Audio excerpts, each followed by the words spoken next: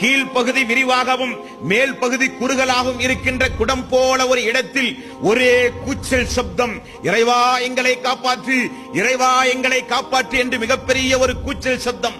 ரசூல் ஸல்லல்லாஹு அலைஹி வஸல்லம் அவர்கள் எட்டி பார்த்தார்கள். நிர்வாணமாக ஆண்களும் பெண்களும் அந்த குவளைக்குள் இருக்கிறார்கள். குவளைக்கு அடியிலே தீ மூட்டி கொதிக்கின்ற தண்ணீரில் வெந்து கொண்டிருக்கிறார்கள். யார் இவர்கள்? நபி ஈசா. யார் இவர்கள்? ஜிப்ரீலே. என்னால் பார்க்க சகிக்கவில்லையே, யார் இவர்கள் என்று சொல்லப்பட்டது. ஜிப்ரீல் அலைஹிஸ்ஸலாத்து வஸ்ஸலாம் அவர்கள் சொன்னார்கள், அவர்கள்தான் விபச்சாரம் புரிந்த ஆண்களும் பெண்களும்.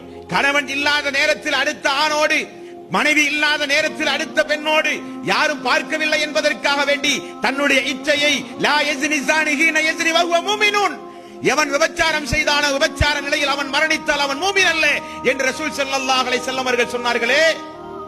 அல்லாஹ் திருக்குர்ஆனில் விபச்சாரத்தின் அருகில் கூட நெருங்காதீர்கள், அது மிகப்பெரிய பாவம் என்று அல்லாஹ் ரப்பல் ஆலமீன் சொன்னானே. கண்ணால் பார்க்காதீர்கள், கண் செய்கிற விபச்சாரம்.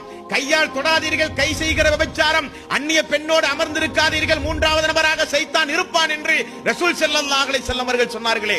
அந்நிய பெண்ணை தன்னுடைய சகோதரியை போல பார்க்காமல், தன்னை பெற்ற தாயை போல பார்க்காமல், தன்னுடைய உடன் பிறந்த மகனை போல பார்க்காமல், அந்நிய பெண்ணை உல்லாசமாக அனுபவித்து இந்த உலகத்தில் விபச்சாரம் புரிந்தார்களே ஆண்களும் பெண்களும்.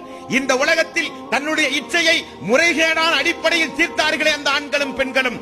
அல்லாஹு அக்பர்.